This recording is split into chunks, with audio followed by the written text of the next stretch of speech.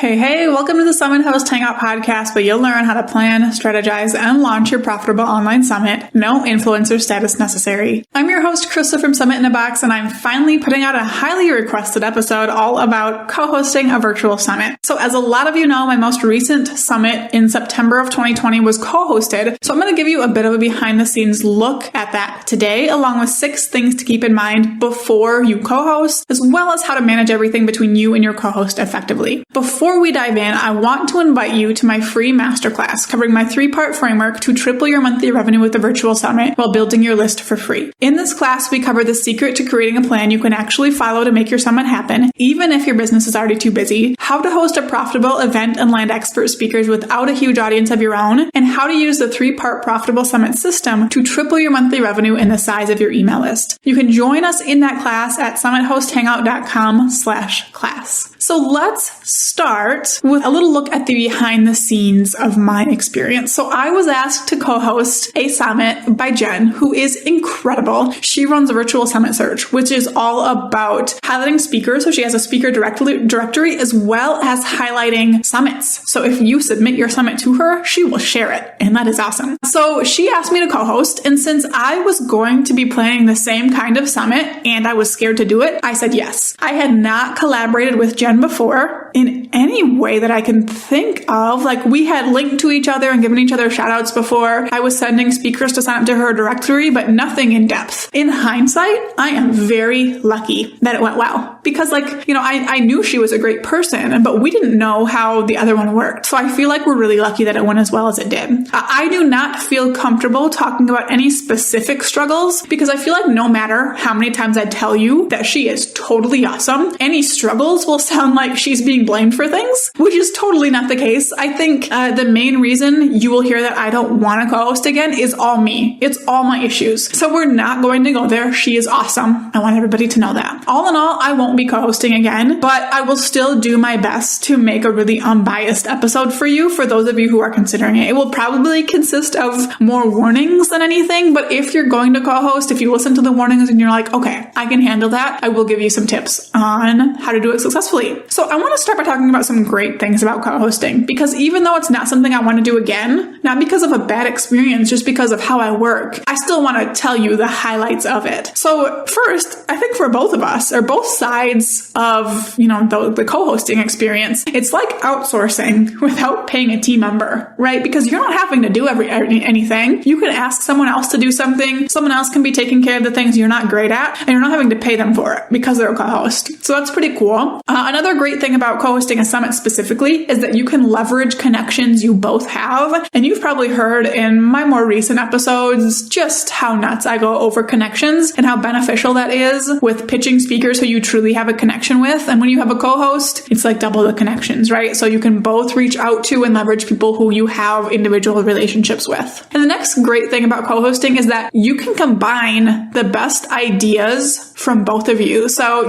when you're going along the summit planning process, it's likely that you'll have a cool idea or maybe some not so cool ideas, and having someone else to kind of double that and bounce those ideas off of and things like that is a really cool part of co-hosting as well. So those are some fun parts about it. Now I want to dive into those 6 things to keep in mind, which are kind of, I guess, as I'm looking at these, kind of like warnings, but I do just want you to know about them. And I'm not going to say a lot of these, I don't know that all of these were bad things that happened in our experience. It's just things that came up, things that I thought of. I was taking notes throughout the whole thing. If I would think of something that was oh, I want to make sure people know this about co-hosting, I kind of put it in a list, and that's what this is. So the first thing I want you to keep in mind is what happens if they don't want to do something the way that you do, which is very likely. So this might not sound too bad, but I can see this getting really exhausting to constantly have to change the way you like to do things in order to be agreeable with your co-host. And this could be things as simple as the tech you use, or the way you write copy, or the way you want to use the Facebook group.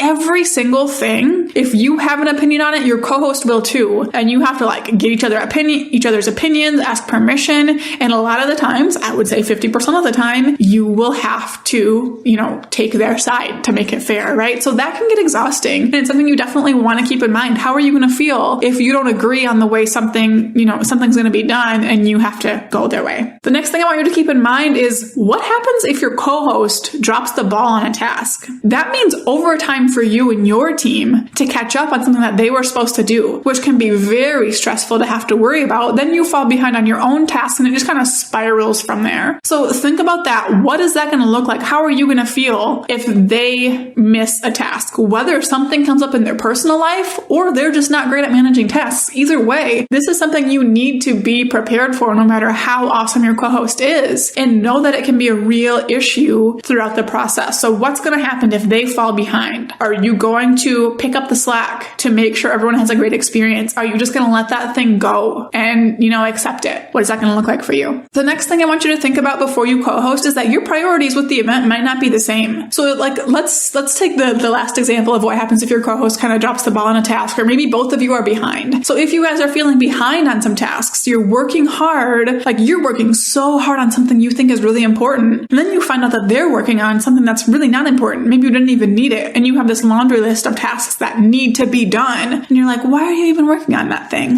That can be frustrating, right? Or maybe you prioritize attendee experience and your co-host prioritizes making money or getting big numbers more. Again, these are not all things that I experience. They're just things I think about. So if your priorities in that way are way off, that's going to really cause you to clash, because if you want to create a great experience, but your co-host is more focused on money, a lot of the times those two things aren't going to mesh really well, or they can, honestly, if you focus on experience, the money is going to come. But if someone else is more focused on the money directly, that's not going to translate to a great experience. Or one more example for getting your speakers to promote. Maybe your co-host wants to push them to promote and be like, hey, if you don't promote, you're out. Or, hey, I need you to promote. When are you going to do it? Well, you want to be more supportive and encouraging and just supporting the relationships you've built. That's going to be an issue as well. So you need to make sure that your priorities are the same throughout the process, that the way you want to approach things are the same, that your goals are the same. That is really important before you decide to go co-host. I feel like I got really lucky in most of that, our goals aligned for the most part. Maybe our priorities didn't always align, but our goals did, which was really, really nice. But I want you to think of that. The next thing to think about is sharing the stage. When you co-host, you share half of that stage with someone else, and I will gladly throw myself under the bus here. This one was hard for me. So I want you to know about it going in, especially if you have an established brand. It is very weird to share your stage with someone else when you are used to just being center stage up there all by yourself. I'm used to being on this podcast by myself, doing Facebook Live, showing up in my program, showing up on Instagram, all by myself, doing things the way I want, communicating the way I want. And now all of a sudden you're having to share all of that with someone else. And for me, that was really hard. So to give you an example of how that showed up between Jen and I caught myself taking over in a lot of our live calls. So in the beginning of our networking and co-working sessions, for an example, we would do a little intro of how it would all work and,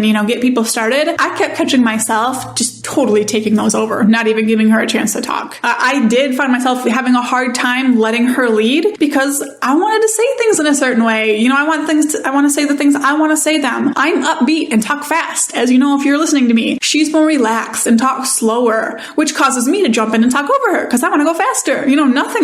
Nothing wrong. I don't know that. I would say if there's something wrong with one of them, it's probably with me because it's hard to listen to someone who talks really fast. But I think that was a big challenge. It was hard for me for things to kind of feel disconnected from what I usually deliver in my brand. And it was probably insanely annoying and frustrating for her. Although she never said anything about it, she never complained. There was one point where I was like, hey, I realize I'm doing this and I'm sorry. I'm going to let you take over in the next one. And even then, I kind of did, but still, it's just natural for me to take the lead. And that was a really big struggle for me. I think that's the main reason I'm not going to co-host moving forward, because I like to be in control of stuff like that. I like to be in control of decisions, the way things are presented and all of that stuff. And it was just a struggle for me. And I'm sure it was annoying for her too. So I think this will be more of a struggle if you have an established brand and you aren't used to sharing that stage. If you're both new, this might not be a big issue, but it's still something I want you to think about. What if your co-host communicates differently than you? Whether that's when you're showing up live, when you're writing emails, when you're posting in the Facebook group, anything, you have to share all of that. And for me, that was hard.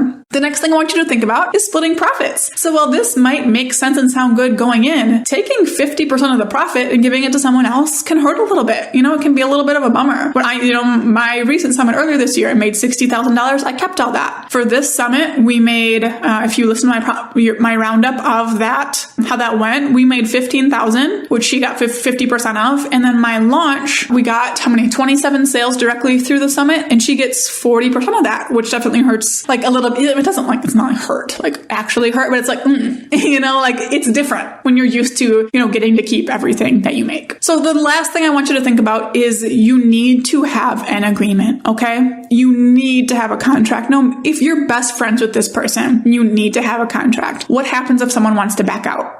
Is the summit over? Does the other person get to keep it? If the other person just doesn't want to partner anymore and wants to keep doing the summit themselves, what does that look like? What happens if someone doesn't complete the task they were supposed to or falls behind and you end up doing way more work or they end up doing way more work? Are profits going to be split differently? How are things going to get caught up on? How is that person going to get compensated for doing extra work? Think about that. Include that in agreement. How are you splitting up the tasks? We're going to get to that in a minute, but that should be in your agreement too. Who was responsible for what throughout the process? How are you splitting expenses and profits? If you come up, maybe you come up with a piece of software you need, who's paying for that? What does that look like? Are they getting reimbursed? Who has access to that after the summit's over? Think about stuff like that. Like, for example, I am really glad we had an agreement that covered these things, because once I decided that I did not want to co-host again, it wasn't even a question of who would get the brand, like who would get to keep the brand and keep doing that summit moving forward. Since it was my decision to leave the partnership, Jen just gets to keep that brand. She's going to control that moving forward. And as much as that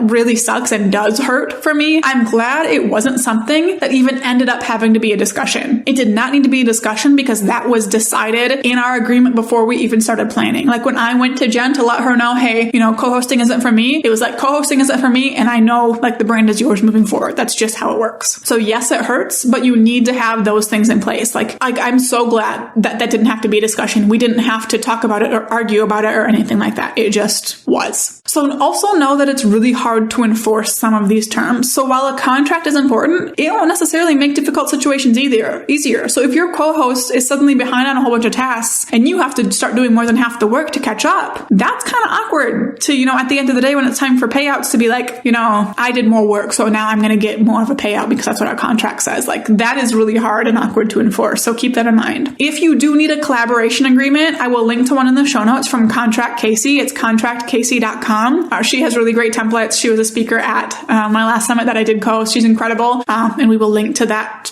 for you. It is just worth getting all of those questions answered. So next, let's go over how to split up tasks. And this is the last thing we'll cover. I think Jen and I had a really great system for this. If I did end up co-hosting again, which I won't, this is, we do something similar again. And again, I say which I won't, not because she was not a good co-host. She was amazing. Literally, if it was anyone else, I would have lost my mind.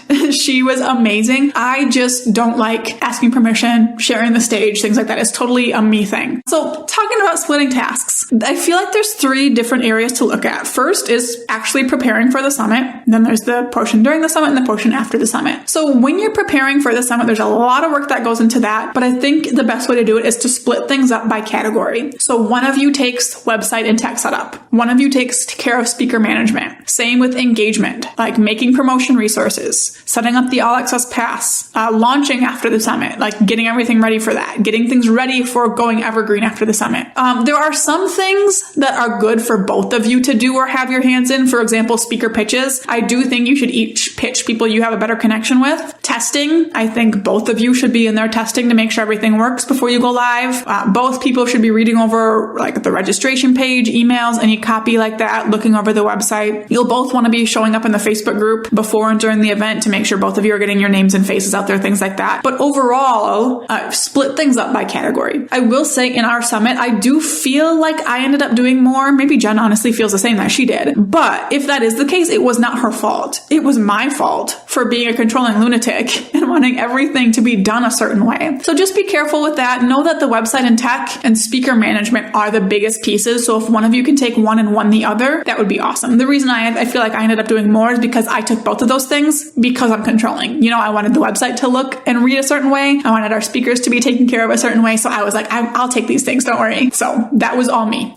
So let's talk about during the summit. During the summit, there's a few things you want to pay attention to. That's the inbox, like the inbox you have for your summit. summit, the Facebook group, and then like daily tech check-ins. So, making sure presentations are going live and everything's working like it's supposed to. So ideally, this is what Jen and I did the first day, and it worked really well. Switch off on the daily tech checkups. So one of you checks things Monday, the next one checks things Tuesday, stuff like that. And then switch off throughout the day, checking into the inbox and Facebook group. So for Jen and I, the first day, every hour on the hour, I think it was, she would go in and check the inbox and Facebook group. And then every on the half hour or 30 minutes later, I would go in and check. So one of us could go in and check and then go do something else for an hour. Or, by the time we got done, 30 to 45 minutes, which was really, really nice. But we really only did this the first day. It was amazing to not have to be doing that kind of stuff all day long, but some stuff came up for Jen the next couple of days, and I had ended up having to do a lot of it. And then, there's feelings about that, but then we had to swap. And the final couple of days, she was in there having to do it all, and I didn't even look at the inbox or respond to people in the Facebook group, so I could finish up some stuff for the launch on Friday. So, if you do something like that, make sure it's really clear and hold each other and yourselves accountable for, whatever you agreed on. You could also outsource this. I will say all of that kind of stuff, the inbox, responding in the Facebook group, checking tech, that can all be outsourced. For us, I don't know, I think it kind of felt silly to us to outsource since we were both available and there and had our calendars cleared, at least in the beginning, to be able to handle all that stuff. So you can outsource if you want to as well, but those are the things to pay attention to during the summit. And then after the summit, there's a few things that we ran into that we, split up in different ways. First was going evergreen with the summit. So having an evergreen offer of the replays is what we did. The post-summit launch. So for us, launching my program and then wrapping up with speakers. So sending affiliate payouts, sending wrap-up emails, all that kind of stuff. I would say the best way to split this up, and what we did, was that whoever is taking the lead on any post-summit launch stuff will probably let the other person handle the evergreen setup and wrapping up with the speakers, okay? And then of course, afterwards, you're going to decide what's next. Do a recap of how things went, talk about if you're going to do it again, all that good stuff. If you are going to do it again, what you'd like to change for next time, both as far as the summit itself goes and as far as your partnership goes. So overall, co-hosting is not a decision I want you to make lightly. I didn't have a bad experience co-hosting. Jenna's amazing. I'm so glad that she was the person I experimented with on co-hosting. But for me, it's just not for me.